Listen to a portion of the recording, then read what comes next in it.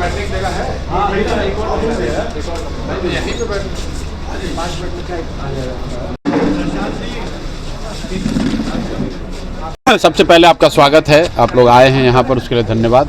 जैसा कि आपको पता है, बिहार चुनाव के परिणाम आने के बाद जनसुराज के सभी वरीय नेताओं ने गांधी भितिहरवा आश्रम में एक दिन का मौन उपवास किया और उस उपवास के बाद जनसुराज की ओर से एक निर्णय जो बिहार की जनता के सामने हम लोगों ने रखा है कि जिस ईमानदारी और शुद्धता से बिहार बदलाव के संकल्प को लेकर हम लोगों ने 3 साल पहले इस अभियान को शुरू किया है, उस ईमानदारी और शुद्धता में कोई कमी नहीं आएगी। बिहार बदलने के अपने संकल्प से हम लोग पीछे नहीं हटेंगे और हर तरीके से जो कुछ भी बन पड़ेगा बिहार को सुधारने का ये प्रयास जारी रहेगा।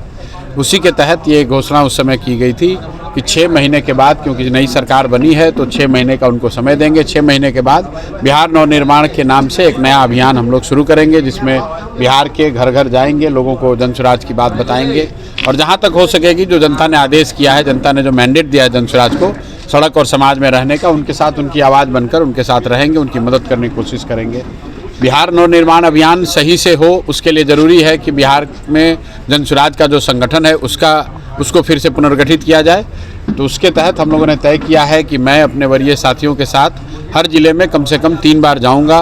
वहाँ जो लोग जनसुराज से जुड़े हुए हैं उनसे बातचीत संवाद करेंगे, ये जानने समझने की कोशिश करेंगे कि अभी तक का जो प्रयास रहा है उसका क्या असर है, उसमें कहाँ कमी रह गई, ताकि जो नया प्रयास किया जाए, नया संगठन बने, उसमें जो पीछे की सीख है उसको समाहित किया जा सके। इसीलिए आज गया 20वां जिला है। पिछले करीब 25 दिनों से हम लोग हर जिले जा रहे हैं। आज गया मैं पहली बार आया हूँ, 2 बार और आऊँगा और गया में जनसुराज का नया संगठन अगले कुछ दिनों में 2-4 हफ्तों में आपको दिखेगा। उस संगठन के माध्यम से हम लोग फिर बिहार में जो जनसुराज की परिकल्पना है, जो विचार है, उसको लेकर घर घर जाएंगे। सर, निशांत कुमार को इस तरह से प्रोजेक्ट किया जा रहा है, लग रहा है कि उनको मुख्यमंत्री बनने के बाद बिहार में क्रांतिकारी परिवर्तन आ जाएगा। भाई देखिए, लोकतंत्र है, हर व्यक्ति आ सकता है, राजनीति में आ सकता है। उस नज़रिए से निशांत कुमार अगर आ रहे हैं राजनीति में, अभी जदयू ज्वाइन किया है उन्होंने, तो उसका स्वागत है, उनको खूब शुभकामना, उससे कोई दिक्कत नहीं है। लेकिन ये एक और ऐसी घटना है जो कि बिहार के लोगों के लिए सोचने समझने की है कि जो नेता है उसने अपने बच्चों की चिंता करके रखी हुई है। वो नेता चाहे बूढ़ा हो, युवा हो, अगड़ा हो, पिछड़ा हो, स्वस्थ हो, बीमार हो, नेता ने अपने बच्चों की चिंता कर रखी है। इसलिए उनके बच्चों के लिए राज सिंहासन की व्यवस्था है और बिहार के लोगों ने अपने बच्चों की चिंता नहीं की है। इसलिए आपके बच्चे अशिक्षित हैं, आपके बच्चे मजदूर हैं, आपके बच्चों को पलायन करना पड़ रहा है। तो जनसुराज पिछले 3 साल से क्या बात कह रहा है कि भाई आप नेताओं की चिंता छोड़ दीजिए, जाति धर्म की चिंता थोड़े दिन छोड़ दीजिए, कुछ दिन एक बार कम से कम जीवन में अपने बच्चों की चिंता कीजिए। नहीं कीजिएगा तो चाहे नीतीश जी का बच्चा हो या लालू जी का बच्चा हो या फॉर दैट मैटर मेरा ही लड़का हो, वो यहाँ पर रोड पर आकर नहीं धक्के खाएगा। रोड पर धक्का वो खाएगा जो यहाँ रह रहा है, जो यहाँ के लोग हैं, जो मालिक है जनता। अगर वो अपना वोट 10,000 रुपये में बेचेगी, जाति के नाम पर दे देगी, तो उनके बच्चों के लिए पढ़ाई रोजगार कभी नहीं होगा। और नीतीश कुमार का लड़का आए या लालू जी का लड़का आए, वो तो नेताओं के लड़के ही आएंगे। जनसुराज की जब अभियान शुरू हुआ तभी हमने कहा है कि बिहार में पिछले 30 साल में 1200-1250 परिवार के लोग ही यहाँ पर विधायक सांसद बने हैं। 1200 परिवार के बाहर आज तक सत्ता गई ही नहीं है। चाहे किसी पार्टी की सरकार हो, कोई नेता रहे, कोई हारे कोई जीते, 1200 परिवार से आगे बिहार की सत्ता गई नहीं है। तो वो इसलिए नहीं गई है क्योंकि बिहार सत्ता में आना, वो नेता का लड़का ही नेता बनेगा। अगर आपके पास पैसा नहीं है, अगर आपके पिताजी विधायक मंत्री नहीं है, तो आप राजनीति में नहीं आ सकते हैं, आने में बहुत कठिनाई है। उसी व्यवस्था को तोड़ने के लिए तो जनसुराज में इतना बड़ा प्रयास है। बिहार में मुख्यमंत्री अपना पद छोड़कर राज्यसभा में जा रहे हैं। कुछ लोग का कहना है कि ये नीट छात्रा मामला कांड से भी इससे संबंधित कुछ नहीं। देखिए, इस तरह ये तो कंजेक्चर्स हैं, इस तरह के जब तक आपके हमारे पास प्रमाण नहीं है तो इस तरह की बात कहना ठीक नहीं है। मुझे ऐसा लगता है कि नीतीश कुमार जी का मुख्यमंत्री पद छोड़ना करीब करीब ये पहले से तय है और कम से कम जनसुराज में मैंने या जनसुराज के हमारे साथियों ने हम लोगों ने चुनाव से पहले भी कहा है कि एक तो चुनाव वो जीतेंगे नहीं और अगर गलती से जीत भी गए तो बिहार में वो मुख्यमंत्री नहीं रहेंगे। क्यों कहा था? इसलिए कहा था कि मानसिक शारीरिक तौर पर नीतीश कुमार जी अब मुख्यमंत्री के पद का जो दायित्व है उसको लेकर चलने के लिए सक्षम नहीं है। चुनाव इसलिए जीते क्योंकि उन्होंने 10-10 हज़ार रुपये बांटा है।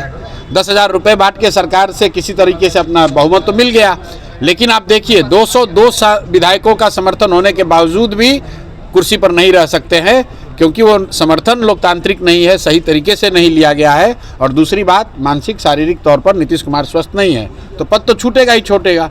लेकिन इसमें सबसे बड़ा दोष अगर किसी का है तो भाजपा का है। भाजपा का इसलिए है क्योंकि अगर आपको, हमको, सबको मालूम है कि नीतीश जी स्वस्थ नहीं है, तो भाजपा के प्रधानमंत्री मोदी जी को कैसे नहीं पता है, अमित शाह को कैसे नहीं पता है।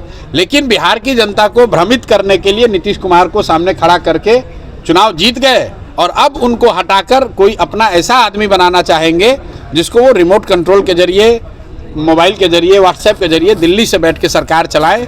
तो बिहार में पहली बार ये राज्यसभा को जा रहा है, ये घटना नहीं है।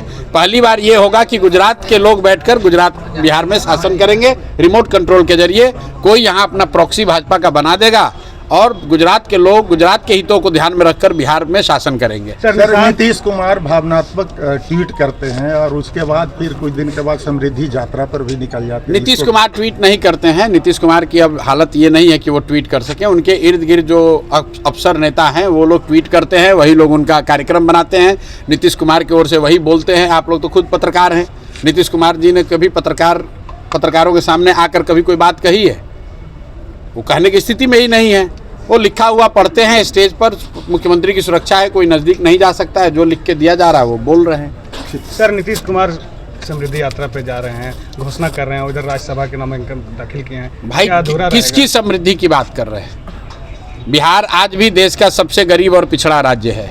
सबसे ज़्यादा अशिक्षित, सबसे ज़्यादा बेरोजगार, सबसे ज़्यादा पलायन वाले लोग बिहार में रहते हैं, और उस राज्य में 20 साल शासन चलाने वाले नीतीश कुमार समृद्धि यात्रा पर निकल रहे हैं, तो इससे बड़ी अतिशयोक्ति क्या होगी? नीतीश कुमार समृद्धि यात्रा पर हैं और चुनाव के बाद 50 से ज़्यादा बिहार के बच्चे मजदूरी करते हुए देश के अलग अलग हिस्सों में उनकी मृत्यु हुई है। किस समृद्धि की आप बात कर रहे हैं? बिहार के बच्चों के शरीर पर कपड़ा नहीं है। 10, 12, 15 हज़ार रुपये के लिए 1 करोड़ से ज़्यादा लोग जाकर बिहार देश के अन्य हिस्सों में मजदूरी कर रहे हैं, और आप बिहार में समृद्धि यात्रा निकाल रहे हैं। तो समृद्धि का ये नया डेफिनेशन है जो सिर्फ शासकों के लिए समृद्धि है, बिहार की जनता के लिए समृद्धि नहीं है, बिहार के गरीब लोगों के लिए समृद्धि नहीं है। नीतीश कुमार, उनसे जुड़े हुए लोग, उनके दल के लोग, अफसरों की समृद्धि जरूर है, इसलिए उनकी समृद्धि यात्रा चल रही है। सर, निशांत कुमार पैतृक गाँव जा रहे हैं सर।